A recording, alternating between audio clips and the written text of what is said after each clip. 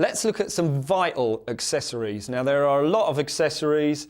You're going to need a case for your bass obviously, but what vital accessories, the things you're really going to need for practice and for on stage. Now I'm just going to start with the most basic thing, and I consider that to be a lead. Okay, and here I've got a nice straight jack. You can get angle jacks that go actually into the bass, but this one is just a standard straight lead. It's about 20 foot.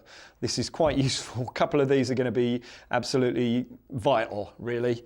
You can get curly ones. You can get, I think you can get XLR jacks, all kinds of different ones, but just go for a nice straight, fairly decent quality, I would say. Some of the real plasticky ones just break down very quickly and don't sound good. And this is a good bit of kit. Secondly, very obvious, is a guitar strap. Now with these guitars, all of my guitars, in fact, I use these Shaler strap locks. Now what they are is you replace the little peg here with a slightly different shape, and I fit this to my bass strap, and then it just hooks over. I don't actually end up with any kind of basses falling off while I'm playing, which effectively will render you useless and make you look a bit of an idiot. So good idea to have these, especially if you're running around on stage and sliding across on your knees.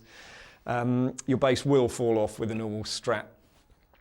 Also, on this side of it, on this strap, I've got them at both ends, but with this bass, on all my basses, I favour a really wide strap, or as wide. Anything much thinner will cut into your neck. Actually, your neck on your shoulder after a while, and really start to hurt. So soft leather, something fairly wide. The wider the better, in fact. And adjustable, and you should be, playing for ages without too much pain. The next little bit is a tuner. Now, as vital as all the other bits, this is going to make a big difference. Now here, I've got a fairly inexpensive tuner. Now, this tuner has a metronome with it as well. So what I'm actually looking at is covering both basses with this. I can use it for live, for tuning. Sat at home, I can do all of the practice I need to, and I can ramp up the tuner's speed the metronome speed as I'm playing along. So something like this will be a great option to use to start out, and obviously live you can put it on the floor and you can plug it in and use it in line, which in between tunes you can tune up, as long as you don't annoy the singer with your incessant tuning. And last but not least, on most of my basses have this thing called a Hipshot D-tuner. Now this is a little bit of an advanced piece of gear, but I'll tell you about it anyway. I mean, I find it a vital piece of equipment.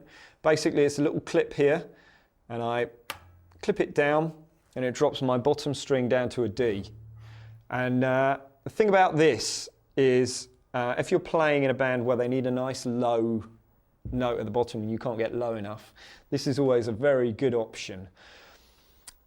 From a point of view of you guys starting out, it's not anything you need to worry about, but if you happen to go out and you're looking at basses and you're starting, and a few of them are fitted with these Hipshot D-tuners, you'll know what it is, and also it will come in very, very useful for you later on as you get better. So it's something you could know about. And I tend to use all the time, and on all of my gigs I use these. If I'm not using a 5-string, I'll use that bass and I'll drop the D down now and again.